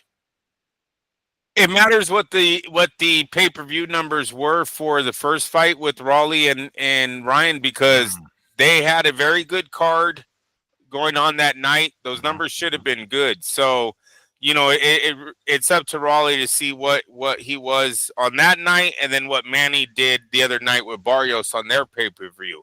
We don't know who's a bigger star right now, Another thing that might be playing in effect, Miguel, is that there's a contract. Was there a rematch clause in that contract? Because if there was, then it doesn't matter which fight is more profitable. He would be contractually obligated to fight Ryan Garcia in a rematch if Ryan does take that rematch. If he does say, all right, I want my rematch clause to kick in, then Roly can't do anything but fight Garcia. It's a tough fight for Garcia. The pressure is really going to be on on him in that one. If I'm Roly, Manny will be there. Manny will then fight probably Barrios again in a rematch there, try to get that title. And all Roly would have to do is beat Garcia, and the Manny fight's right back on the table because of the PBC connection. So Roly's in a real good position right now, especially I don't have too much confidence in Ryan Garcia anymore as far as him being a legit fighter. Think there's more influencer in him than there is fighting blood. Yeah, I mean that seems to be the case, right? I mean, we know um, the way he looked against Roly, um, it kind of gives us the impression that whatever tests that came out positive before, it was probably accurate, and him not being on whatever he was on this time around, no matter how small amount, because he says it right. It's like, dude, it was barely this amount, not enough. Well, clearly it was something. Maybe it was all up here for all we fucking know, but clearly he was on something. That's the way it looked. So I don't know. I don't know what's going to be different if he comes into this rematch with Romero looking the same way. We're not going to see a different fight. We're going to see Romero do the same fucking thing, right? I mean, that's what it appears. I've some of these. Real quick, I was looking at some of these things here. The Ring Magazine card in Times Square is projected. So I don't know if this is before or after. Projected to have sold around 260,000 pay-per-view buys initially, according to Ring Magazine on X. The number is expected to increase as more data becomes available. This was back in May. So I don't know what this number came from. This is just AI generated this answer here. So 260,000 pay-per-view buys, not too bad, for the card that it was. I have yet to find anything in regards. No, that's terrible. Huh? Oh, for the amount of talent on the card, or the what? amount of talent on the card, that the much money as it costs to put on that card. Those are all millionaires, bro. I think the only one that didn't make $1 million supposedly was Teofimo, right? Oh, that's right. Yeah. So that's not 200,000. Yeah, and I don't know how accurate this number is. It's just what AI kind of pulled from everywhere, right? So, fuck if I know how accurate that is. But, all right. It's a terrible starting point. How about that one? Yeah. Jeez almighty. Yeah. To get cracking, that's definitely a terrible place to get cracking. If you were Roly, which is the more winnable fight? A guy you already beat or a 47-year-old? It's the guy you already beat. With Manny, you just don't know. And Roly Romero's lost to old people before. He had to get saved for him. Well, he won technically, but I mean, it was saved Tony Weeks a call real quick. Huh? Yeah, didn't he stop the fight though? Tony Weeks stopped that one. Did. Yeah, he did. Yeah, so he was saved.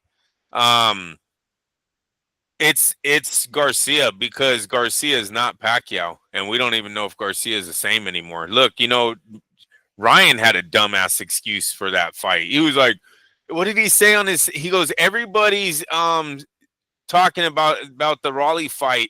All he did was knock me down. That's all that happened in that entire fight. And it's like, how does that make you sound good, bro? Hey, all right, so that is all that happened. He dropped you. That was in round 3? Mm-hmm. Round in 2 or 3? There was hella more rounds where you did absolutely nothing. You looked so one-dimensional. Your left hook was being seen from a mile away. Your power looked bad. Your mental looked bad. Like his own argument for that fight sounds pretty dumb on his behalf. Don't like it, man. He's still beefing with Oscar De La Hoya, right? So now he's gonna slap him. Hey, dude, did you see how that worked for Berlanga? Yeah. How did that go for him, guys? You might want to keep the promoter out of your head while you're walking in the ring to fight someone that's trying to fucking kill you. Not tag you out, not tackle you. This dude's trying to kill you on the other side of the ring. You do understand. Hey, all right, I won't be as violent. He's trying to make your brain fucking dizzy. How about that one? He's trying to knock your brain hard enough to where it gets dizzy. If you don't want me to say kill you, it's still bad. And you're over here thinking about Oscar? I'm going to slap Oscar when I see him. Oscar got mind control over so many of these boys. For Oscar being so weak in the industry, Mr. Fishnet guy, he sure does live rent-free in a lot of these guys' heads. Oh, yeah. He sure does. Yeah. Never seen a weak man with so much power. Right. Damn, that's, yeah. So I mean, I guess we don't know which one. I guess it depends which one gives them more money, right? I mean, that one you would think that. But oh man, but beating somebody like Manny, granted, even at 40 some odd, wouldn't that do more for his career than a second win over Ryan Garcia? I mean, again, I know he's 46 or will be 47 if they do fight, but wouldn't a win over Manny mean more to his career long term? It's a hard one to say, Miguel. Like I said, it goes back to that Ali Larry Holmes situation where you either the fan base is either gonna love you or they're gonna immediately make you the enemy and say you're picking on an old guy. He should never have been in the ring, yada yada yada, right? And the next guy that fights you, I hope he kicks your ass. Kind of what happened to Larry Holmes. Yes. So it's tough. I know Manny looked good against Barrios, so he's kind of hot right now. But Ryan Garcia is also hot amongst the young people, right? Where beating Ryan Garcia might do more for his career right now than beating a 46-year-old Manny Pacquiao. So, like I said, if I'm Roly, I'm not happy. I'm not mad either way this goes. I believe it's in the contract that if Ryan wants the rematch, he needs to go on with it because it just seems like that's how the cookie usually crumbles for the A side, right? If he loses that fight, he gets an automatic rematch. So Raleigh could do nothing about this situation anyways, but they're both good situations. I don't think there's a bad one here. And it's very possible that Ryan, at least for right now, because of his influence on social media, we know social media is a big part of all sports now, right? Everybody's trying to go viral. Everybody's trying to be the guy with 1 million views. That's probably going to be beating Ryan Garcia right now, where Manny might, be hot with the Filipinos for a week or so. But I don't think you're going to be making any fans over there in the Philippines. All right, fair enough, fair enough. Make more fans here in America beating Ryan, maybe. Yeah. Yeah, definitely. All right, that makes sense. According to this here, as early as December, we know that Ryan Garcia had hand surgery recently, and I'm not entirely sure how quickly he can start, moving that hand, or at least punching, starting to hit the bag, hit pads, so on and so forth. So I guess that's kind of the direction they're going. Is that worth waiting for December? Like, let's say Manny or PBC comes in and says, "Hey, let's do something in, I don't know, October." And he's like, "Fuck yeah, let's do it in October." Does he take it, or is he, "No, I got something going on maybe in December against Ryan. Let me hold off on that." Once again, it might be out of his hands. See, I don't want to talk about something that could be under contract that they have to do. So we're over here just blowing hot air. You know what I'm saying? Yeah. If it's contract that the automatic rematch is supposed to happen, Ryan has enforced it, and it's going to happen. Now that does suck. That if he gets to prolong it because of an injury, that would suck for Raleigh, and hopefully PBC is able to work something out with De La Hoya and Garcia that they allow him to do a title defense of some sort, a lesser opponent, but to keep him hot and get him a paycheck. You know what I mean? Like, he's not injured, you're injured. We'll give you the rematch, but you give us one fight date in between. You know what I mean? And if Raleigh wants to make that fight date against 46-year-old Manny Pacquiao, then why the fuck not? Because Manny's still 46, bro. Sure. And look, I got to be honest with you. There was someone else who said Manny lost the last 4 rounds. And I was like, what the fuck? What did I miss, dude? Why are there so many people like saying he lost the last few rounds is what brought Barrios back in that fight when I seen it the total opposite, So maybe Raleigh and them see that. They don't see it my way. They go, nah, look, after round 9, he's fucking dust. Barrios was about to come back on him. I want him. Well, maybe they try to take him on just as a title defense. Man, he's no champion. He's an old-ass man. Maybe Al Heyman wants to make another quick buck on him. They get a fight with Manny just as a title defense. All right.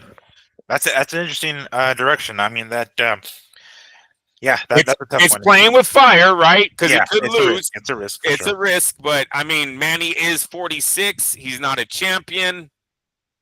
Could easily happen with Al Heyman's signing of his pin. Yeah. Okay, all right, all right. Well, that's interesting, and we'll definitely keep an ear out for that and see what develops in the coming weeks or whatever. Because, yeah, that came out of nowhere. I legitimately thought we were going to get Ryan and Manny, and I mean, I keep saying that Raleigh and Manny, and now it looks like it's going to be Raleigh and Ryan. All right. Okay, so this was a little bit juicier, I think, at least. Shakur Stevenson went or took to X or Twitter and kind of called out Teofimo Lopez, saying, "I seen you say you want to fight me," and then he tags Teofimo in that tweet. He says, What's stopping it from happening next?" God, guys, please, if you guys have a publicist, so they can at least type out your fucking tweets coherently, guys, please. He says, "I see you want to fight me," and then he tags him. He says, "What's stopping it from from happening next? And this ain't no bluff. Let's make boxing great again, little Teo." So I have yet to see any sort of response from Teofimo Lopez, at least as of today, again Sunday evening. So I don't know if there was some sort of answer or response. But seeing this is giving me the indication that Teofimo, or not Teofimo, Shakur plans to maybe move up to 140 pounds and maybe challenge Teofimo Lopez. Now, we were kind of thinking that there was a possibility that Shakur would take on maybe Tank Davis or something after Tank fights Lamont, or maybe the winner of the Lamont Roach and Tank Davis fight, or hell, maybe now that Tank has been arrested and he's got some issues with legal issues outside of the ring, maybe we're gonna get Shakur and Lamont Roach, but Shakur and Teofimo definitely sounds a lot more juicier.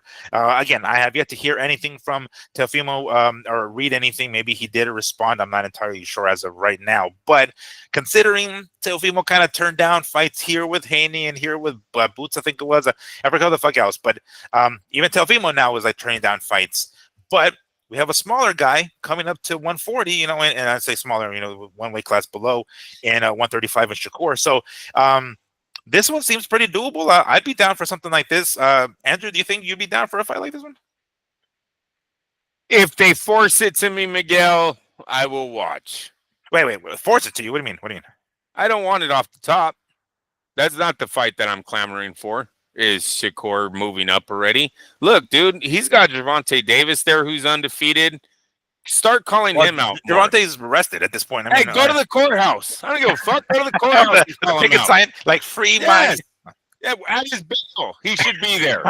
They should bail him off. You know what? I could set it all off. If I'm Shakur, I'm bailing him out that day. Fuck him.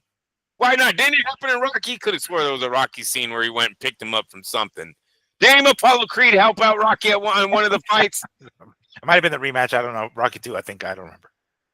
Or is it Ali when Ali helping Frazier? Yeah, it might be the Ali movie. Anyways, yeah, no, fuck that. What about Murata? Isn't he undefeated? Oh yes, Murtaya. IBF. Yeah, yes. What happened in the field? He had a great performance the other day. I mean, there's a lot of young talent here that Shakur can make some serious money off, and his legacy goes up because these are all, bro. When we talk the fights we're talking about right now, this is old school boxing. This is young men in their primes facing off against each other, right? Boxing has gotten a little bit out of control with the let's wait until we're fucking 35 and then you try to milk these guys for everything we can. Boxing used to be in their 20s, early 20s, they were fighting each other. I don't want to see Shakur move up. I think he's too young. He's got too much young talent around him. There's an era around him that he can prove himself in before moving up and taking on a very young still Teofimo Lopez. Lopez got Hitchison. Lopez got Matias. He's got some guys around him that he can unify too. Let's wait until we're both the undisputed champs again. And then maybe we'll meet at the end of that if we're still undefeated and have all the titles in both divisions. So no, when I seen the tweet, I was like, I don't really like it. Not really. Right. The lightweights have been so, what's the word? When they don't meet their expectations, bro. Oh, underachievers? Underachievers, exactly, bro. It starts with the four kings. They didn't give it to us. They didn't deliver. And now here we go, Shakur. He started with Cepeda. That was a great name to start with. You have some other undefeated, young, hungry champions right under you, and you have a prospect that just did something. Shakur fought Tevin, right? I don't think he fought Tevin. No, I could be Shakur wrong. didn't he fight Tevin? Tevin Farmer? I mean, shit. I could be wrong. Let me look him up. But I don't remember them fighting. I could be wrong. No, all right, maybe I'm wrong. But I thought he didn't knock him out. Who didn't knock out Tever? Then Tever got knocked out by well, Cepeda. Holyfield. Cepeda fought Tevin Farmer twice and Tevin fought twice. couldn't All finish right, that. maybe it was Cepeda then. I thought it was Shakur. Yeah, no. Let me see here. Not that I can see. Let me see. Jamal Herring. No, it's again more recent. Yeah. No. It definitely wasn't recent. Yeah. Okay. All right. Well, he's got more to prove there. I don't want him moving up yet. If he has to because of weight, there's things that I don't know about. He can't make the division anymore. Then so be it. At least he gave us Cepeda, right? Mm-hmm. He gave us Cepeda, and who else he beat? Valdez. He did a unification lower. Yeah. He's got the Valdez. Did he do Navarrete? No. He was gonna. They were close to getting that done because they're both top rank at the time. But I think they were supposed to have it done at 126, something like that. Navarrete was like moving up from 122 to 126 or something like that, and I forgot the specifics beyond that. But I want to say they were trying to make it happen, but never got to it. No. Okay. So Oscar Valdez and Cepeda are the two big names that he took in the two divisions. Yeah, I think he's got a little bit more to prove, man. I don't like it. I don't like the jump up to 140 right now. If he can make the weight, I would say to stay and let's prove, bring up our legacy at lightweight before we move up. Yeah, no, that sounds good because they're like you really hit the nail on the head. There's still a lot of guys at 135 they can make some fucking good fights with, and beating those guys can cement him even more. Like beating guys like that. And there's this other guy who has, if I'm not mistaken, has a victory over Keyshawn Davis in the Olympics, or at least in the amateurs. This guy, Andy Cruz, he's I believe a Cuban fighter. Yeah, Cuban Miguel. Fighter. Yes, Miguel. I missed out so much. All right, Keyshawn Davis is in that division. He was. Remember how he had to drop the belt last time because he couldn't make the fucking weight. So I think he's the one that's going up to 140 because he has no choice. Okay, well that's good. All right, so he's moving up. Hey, why aren't you fighting Lamont Roach? Why aren't you calling out Laurent Roach right now? If motherfucking Davis is really going to jail, prison, wherever the hell Davis is going, why aren't you on the phone for Laurent Roach right now? That's something Floyd would have done. I'm being dead serious. Floyd would have ate up that belt so fast. Oh, you're in jail? All right, let me fight the guy that everyone thinks beat you, right? So Lamont Roach is there. And then the big name, Abdullah Mason. Come on. We see ESPN keeps pumping this guy up. Everyone keeps pumping him up as the next big thing. He's got current fights there. He's got future fights there. You look pretty small. You don't look like a guy that's struggling to make weight. I'm being honest. You know what I mean? When I look at Shakur, he doesn't look like, man, he's really bigger than all these guys during fight night. He don't look like a weight bullier. You know what I'm saying? I see a future at lightweight. That's why I don't like the Lopez fight. Yeah. Okay. Unnecessary right now. A fight like that. Unnecessary. Yeah. Maybe if they were both going to make 20 million, right, bro? If this was like pound for pound, they were both going to see each other. But this is not what that is. Not at all. All right. I mean that makes sense. I would be down for a fight like that because these guys, I know they can throw down and I think they can have a pretty entertaining fight. And there's two of the top guys, granted at different weight classes, but that definitely makes sense. Maybe it's a little premature for Shakur to hop over to 140 when knowing there's a fuck ton of other dudes he can fight. And hell, he can probably guys like Schofield and Abdullah Mason. Maybe they're too green. Maybe they are ready, and he's able to do the Mayweather Canelo and nip that shit in the butt. It's like, hey. Yeah, I whooped y'all asses before you guys became hot shit. Remember who your daddy is, right? So it's a great division, bro. Yeah. 24-0, 30-0, 23-0, 13-0, 33-1, 19-0, 25-1, 19-0, 17-0. That fucking division's hot. Not too many gatekeepers on that top 12 right there. You know what I mean? Yeah. The 35-7. You know what I'm saying? Where's Tevin Farmer at? No, I'm just kidding. I'm just playing with Tevin. Oh, jeez. Let's bring it back one more time. It's like just when we thought he finally accepted his retirement, it's like, hold on, Tevin, you got another fight campaign here real quick? It's a nice little payday against Shakur. Okay, so yeah, there wasn't much, too many more stories I want to talk about, and we're almost running out of time here. But um, I read this. I saw this a clip of it shortly after the fight happened, but I want to get your take on it. Apparently, there has been some videos, or that surfaced, the video that surfaced of one Daniel Dubois partying the day of his fight with Alexander Usyk. Now, when I saw this, I didn't read the caption on this Instagram post. So I didn't realize this was the case. But I legitimately thought when I saw this, because I did see it after the fight, that it was like a post-fight celebration. I thought maybe, it happens all the time. I hear it. It happens in MMA quite a bit, actually. The main event guy goes into the fight, and you go to the casino, you see a big ass poster of him and some sort of post-fight party, anticipating a victory, of course. They end up losing, but they already rented out the fucking spot, so they party anyway, of course, right? It's like, fuck it, I'm already here, I already paid for the damn spot, let's party. Granted, I lost, but I got a nice little payday, whatever. So I legitimately thought that's what that was. I thought it was Dubois pretty much celebrating, like maybe they already had the party already planned, thinking he was going to beat Usyk. It didn't turn out that way, but fuck it, you know what? You're in good health, whatever. Let's go in. But that wasn't the case. Apparently, that video was the day of his fight with Alexander Usyk. Counting the chickens before they hatch, apparently. I don't know. As I understand it, somebody, I don't know if it was his pops, but had the party already planned with a lot of people there, up to 70 people. Some people supposedly that Daniel Dubois didn't know, even himself. But hey, here he is partying, right? Literally the day of, when he should be concentrating on this fight. Now, I'm not going to go out on a limb and say that's the reason he lost necessarily, but that certainly didn't help his case. When you have to go into a fight, especially a rematch against somebody who has already defeated you, you have to go in there kind of like, that gladiator mentality. You have to be concentrated. You have to go in there ready and totally focused on your opponent, and not have any distractions, or have as few distractions as possible. Certainly not a fucking party. If it was his pops who set this up, shame on you. Shame on you. You fucked it up for your kid. Now, again, I'm not going to say that that was the only reason he lost, but that didn't help matters. The last thing you can, the least you can do as somebody around the circle is to not distract your fighter. All right. I know this happens a lot, happens in relationships. Sometimes, the wife and the fighter and his wife are arguing, and that just fucks him up for the fight. Kind of sucks that this turned out this way, but again, I'm not going to say that this is solely the reason, but it didn't help matters. What were your thoughts on this? Did you see the video of him partying, of recording themselves and stuff?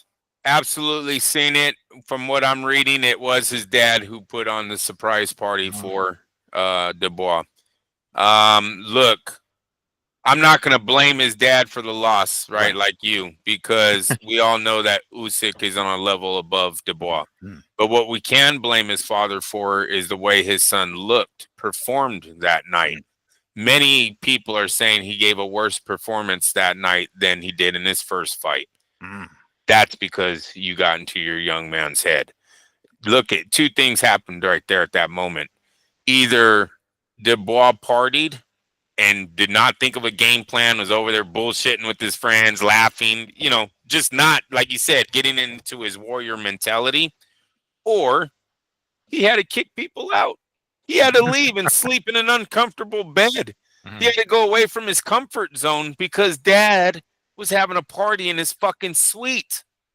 Those are the only two things that are happening. Can you imagine arguing with your pops? Like, what the fuck? Why'd you do this for me? Why'd you do it? You got to take him in another room and drill him like he's one of your teammates? Stupid. No, it was a bad look. No, his dad's gonna regret that. That's gonna hurt the relationship if it really was the father that did that, because the son might not make another big paycheck because of the way he looked that day. Where if he put in a great effort, there might have been a future for him with the Riyadh season and Turkey Ali Sheikh. But who knows where he stands right now with them. And even if he is allowed to come back, it's going to be nowhere near the money that he was making. So yeah, I seen the video. Terrible, man. It's just real weird how these people, some of these guys, how they're programmed. Why a father would think a party then. Now you're saying the day of, you mean the night before, right? Oh, was it the night before? I legitimately thought it was the day of, like low key. I thought it was like but like the morning of or some shit. Now I could be wrong. Again, I Yeah, no. saw the Could clip, you so maybe it was the night before. But still, really, you're gonna be partying late night, staying up late, the night before. talking about tickets, talking about pay? Just it's Yeah. so useless of conversations going on when really should have been talking about game plan, maybe looking at tape one more time, right? Trying to Mm. find what we're missing. Ah, terrible. And like I said, blame that party for the way he looked the next day. Don't blame him for the loss. This is what I found on Reddit, and this is just a video of the party, of course. Daniel Dubois held, and mind you, this is erroneous because it was actually his pops, right? Daniel Dubois held a 70-man party hours before his fight with Usyk. Yeah. So it was the day of. It was several hours before. Yeah, Like no doubt. Because even if it was in the morning, that could have went into the next morning, right? All it needs to do mhm, is get to midnight, and that's that's it. true. That title works. You know what I mean? Mhm. He partied hours before his fight. So yeah, no, and that's definitely probably what happened, bro. I mean, I don't say. Do you think his dad was like, "Everyone out at 11:30, though? We gotta get to bed." Dork. What Yeah. a dorky dude. Imagine if they still had a mom too. She had to see this fucking douchebag when he got home. Like, did you really do that to our son? You really thought you needed a party before? Oh Like, man, sweetheart. I told him to get out by 11:30. I did what I yeah, should. Okay, I went out and I did. I flicked on the light 10 times. They got the clue. They left by 11:30. Okay. just to get fucking annihilated the next day. Yeah, that's Yeah, sad. and Sad. and really, like, even if he would have lost, I mean, he did lose, but even in a loss, putting on a performance, I'm sure that still would have gotten him quite a bit Yep. more credit. I mean, maybe another well, maybe not big money, but decent money fight against somebody, re-out season and everything. Um, but looking like he looked, man, he looked terrible. Yeah. He got his ass beat worse than they did the first time. Faster, I believe. The fifth round was the ending of this rematch, and I think it was the eighth. I think in the first fight. But God, what how who in their right mind would think this is a good idea, especially for their kid? You would think their best interest is at heart, right? It's like, let me make sure that my kid gets enough rest. Hell, I'm telling him, babe, go to bed. Kiddo, like Daniel, whatever, Triple T, whatever he calls him, son, young man, go to bed. It's 9:30. Got to rest for tomorrow, right? Whatever. But no, it's like let's have I got a party set up for you. Let's have a surprise birthday party. And I mean, what could Daniel have done there? Like, what could you have done? Hey, what the fuck? Get everybody out. I need a fucking rest. What the fuck? That's what I'm saying. Yeah, that's what I Got to take mean, bro. control, right? Two things happened. Like the smartest thing would have been for that young man to turn away. He should have never have entered the building. As soon as he caught wind that there was his dad did that, I would have told my team, I got to go to coach's room. We're going somewhere else. I'm not staying here. It's yeah, it was very, very bad look for, especially even for the professionalism of Dubois himself. Because like I Mhm. said, he is a grown ass man. He's smiling on that camera. He's making it look like he's all fun and joy, right? Where should have been probably a different. I wouldn't have entered. Sorry. My dad would have gotten a call or a text. And let's hope that this dad is a real dad who's been in Dubois' life and not just one of those guys who brought the gallon of milk back as soon as he won against Anthony Joshua, right? Or won his first title, Right. right? Like, hey son, I've been looking for you my whole life, right? Let's hope he's not that dad. And then he went and fucking doubled down and threw a party before, because it just doesn't seem like a dad who's watched his son battle and go through the rankings and go through the amateurs. Just don't think he would set him up like that. Mhm. This had to have been a deadbeat dad.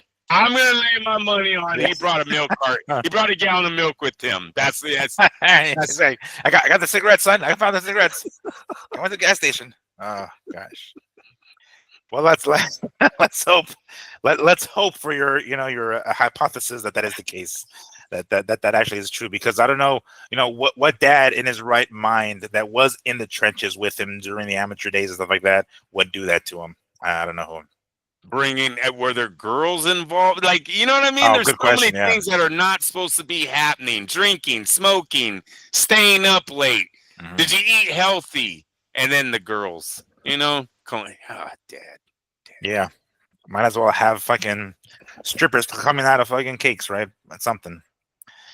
All right. Well, let's end the show on this last one. This is just a quick one. That just it's a little bit of a throw in there. I saw a post recently saying one Keith Thurman is throwing his name in the hat, to step in the event that Canelo pulls out of his fight with Crawford. Now, by all means, correct me if I'm wrong. I don't remember Canelo ever dropping out of a fight, at least not a major fight in recent memory. When I saw this post, I legitimately thought he was actually talking about Crawford. If for whatever reason Crawford, gets hurt or whatever, I don't know anything. He's like, I'll go in there with Canelo. So when I first read that, I was like, well, of course you would, motherfucker. Anybody would, right? I mean, I'm not saying anybody. I'm saying who doesn't want a big old fucking payday? Of course you would. And then I read it again, and I was like, hold on. He's saying Canelo? What the fuck? Since when? I don't know. But anyway, I just thought it was kind of goofy, and I wanted to bring it up on the show because of I don't know. I guess maybe he was thinking about fighting Tim Tszyu again, and then Tim Tszyu got his ass beat. So I was like, damn, what do I do? I don't just tell him you step in for Canelo. I was like, all right, I guess I'll step in for Canelo in case some shit happens. What do you make of this? What this comes out of left field? It seems like it's very strange. What do you make of this, Andrew?